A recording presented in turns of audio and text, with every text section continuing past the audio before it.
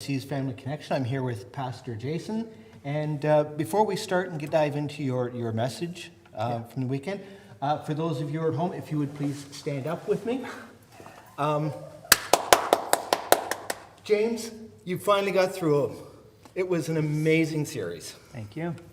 Yep. It took a while to get through that letter. Actually, that's probably the fastest I've ever gone through a letter. So it took me about 2 years. So it was so 5 much. chapters in 2 Yeah. years. That's a good pace. Yeah, there was so much in there, though. Yeah. And I loved the way you tied it all in and then closed it and brought it into the perspective of Memorial Weekend as well. Sure.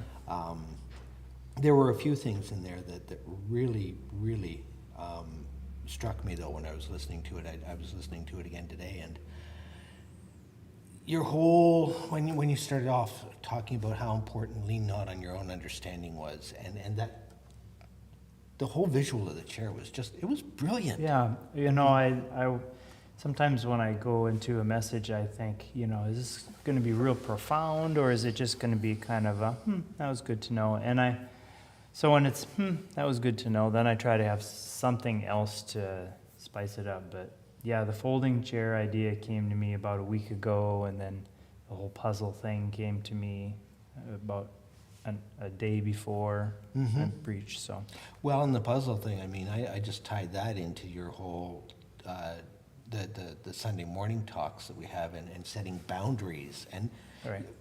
When we think of boundaries, we think about boundaries for other people, but we also have to have our own boundaries. Yeah, and actually that's where it starts. So we'll be talking about that. So here's our commercial for Sunday morning Empower Hour. So we'll be talking about boundaries more this summer, probably in a week or two. So, but that is exactly where it starts. We can't set boundaries if we don't know where we end.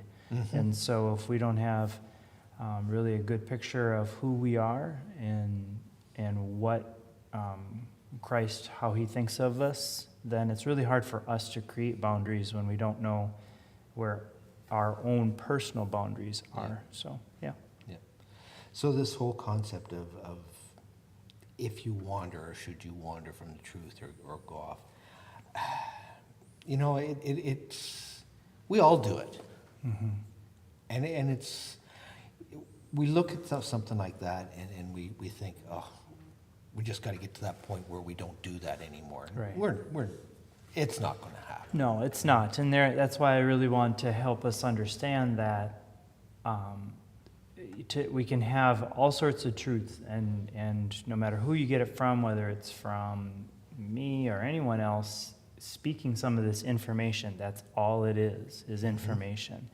And there is one being the life of Christ living within us. He has to put it together. Otherwise, we just, like I said, it was the folding chair. A folding chair can be very, very helpful, but if it's not applied the right way, it can be dangerous. It can hurt people, and that's absolutely what James is talking about. If you err with the truth, and you cannot use it the right way with only human understanding. Yeah.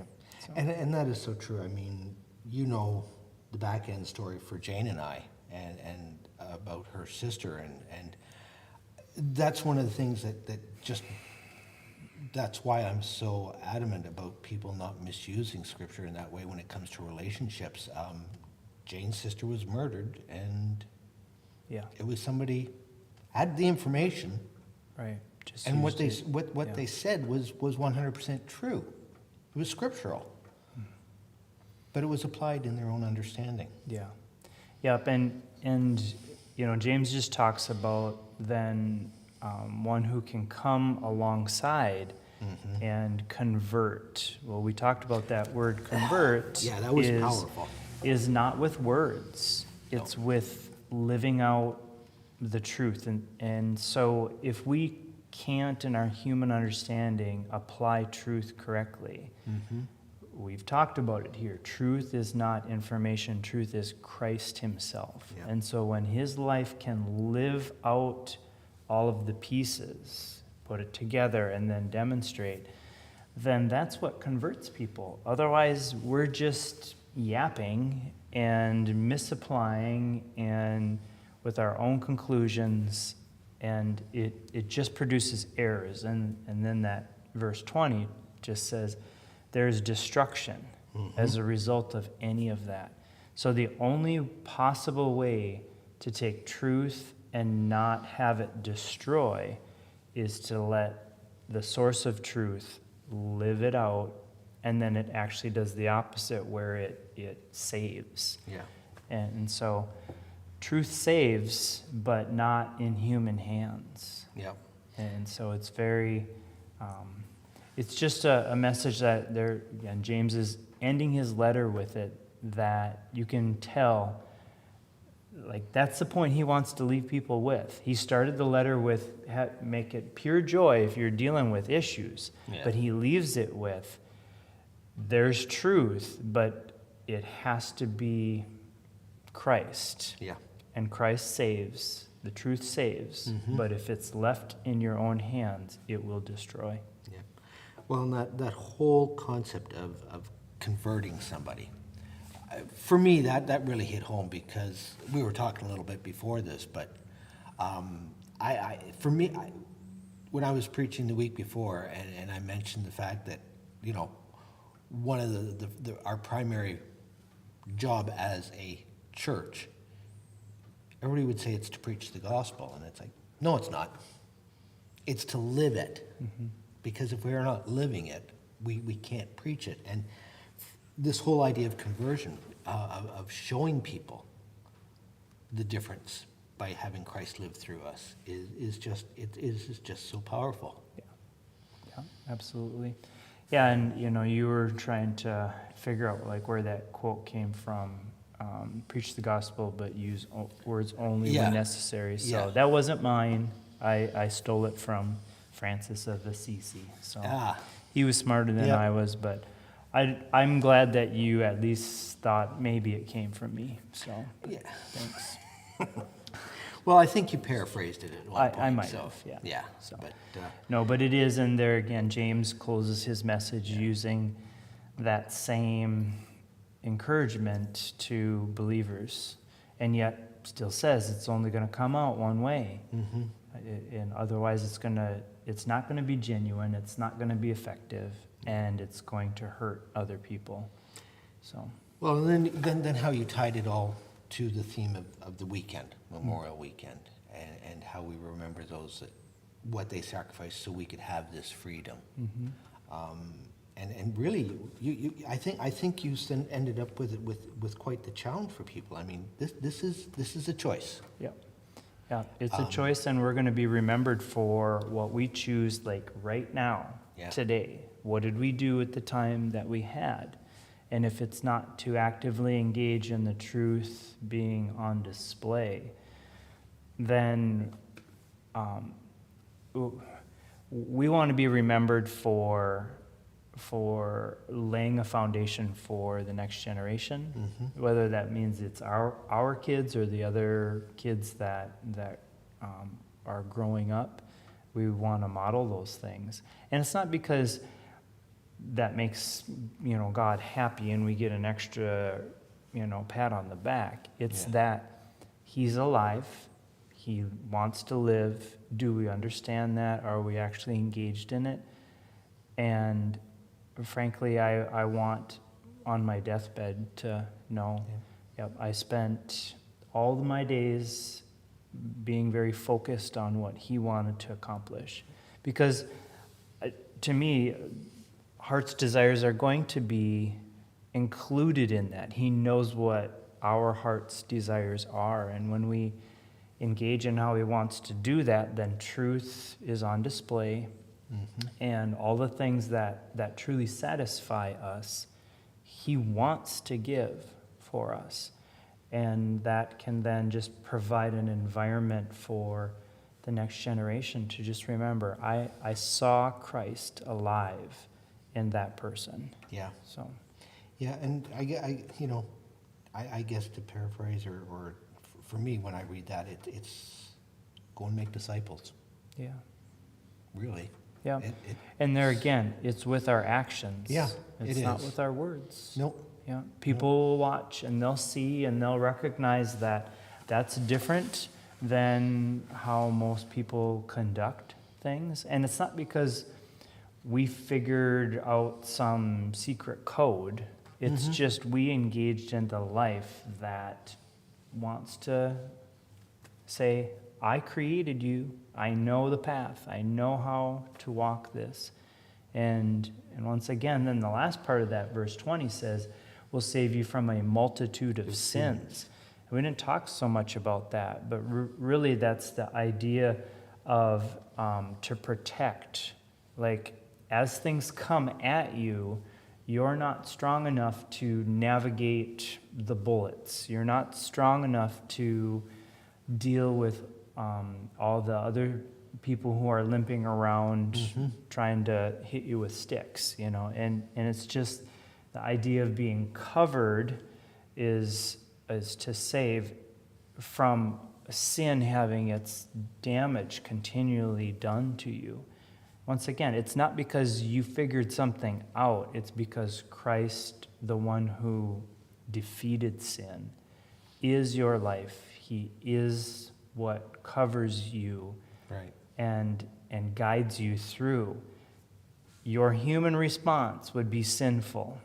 I'm here and I can guide you the other way, where it becomes victorious and it becomes a witness to everybody else who's watching. And that's just such a powerful understanding that this isn't just a ticket to heaven. It's not, you know, is God going to give me a thumbs up, you know, and say, hey, that was pretty good. He wants to live his life right now and save us from so much of our own personal destructive choices. Yep. And so, yeah. Yep. So, well, I'm anxious to see where you're going to go next. Yeah, now me that James too. is done. So, I have a couple ideas. I think I have a general direction, but so we can just pray that honestly what God wants to do through me is accurate. So yeah, I guess I'm glad that I'm not the only one who preaches all the time, because then we would all be relying on me and my devotion time to figure these things out. So and I'll tell you, I have a whole new appreciation for what it takes to put together messages for you with working and stuff like that, because it's been busy. So yeah, no, I think I know, and even just this morning there was some confirmation. So I'm kind of excited. It's going to branch out a couple different ways. So yeah, I won't be in one particular book all the time, but I would definitely, there's one that will be tied into all of that, but awesome. So we'll see. So a couple things coming up. Let's see. July 17th, I believe, is the date when we're going to have a great community event, and we're going to bring back people who were part of the community in years past. Yeah. Yep. So we, as Community Worship Center, have been a church, a ministry for, it will be our 36th year. Yeah. And so we're just deciding to have a big reunion. Everybody come back, see the building, see what has happened in people's lives, and just have a gathering there. So there's details yet to be ironed out. I'm glad I'm not the only one figuring that out. So I have some smart people around me. So. But, so just kind of keep that weekend open for whatever we might be planning. I also know that tomorrow, June 1st, is our baccalaureate service for East Central graduates. So 7 o'clock at East Central High School, there will be a service that the local pastors put on for them. So, please come out and join us and support our graduates and the churches that are encouraging them to walk in the Lord. Okay. And one last one, August the 20th. Hope you come with an appetite that day. 2 ways. First of all, breakfast, because we're going to have a men's breakfast that day. But Vince Miller, he is an international speaker. He is an author. He has produced several discipleship series for men.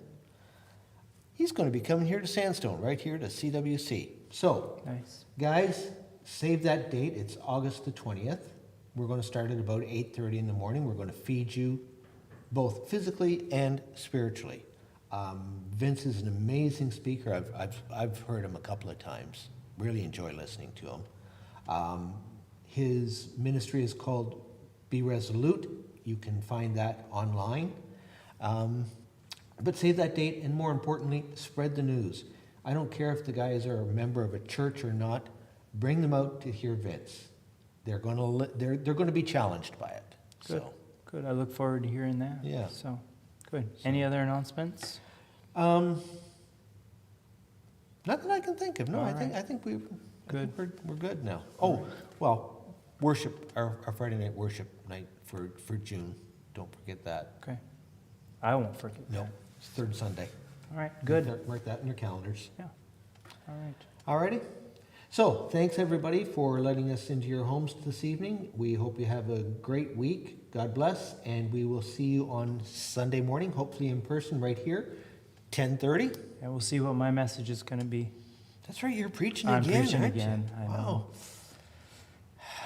All right. Well, Well, guess we're going to find out a little bit about that direction then. yeah.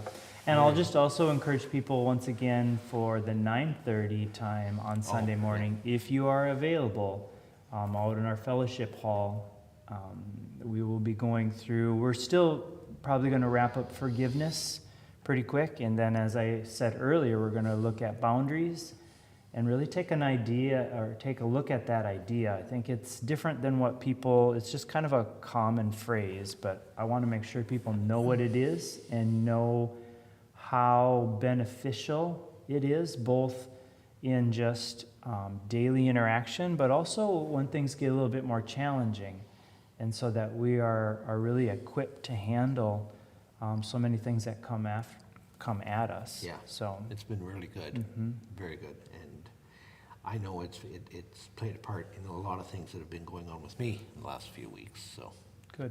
been really good. Very nice. So once again, thanks very much, everybody, and we will see you on Sunday. Take care.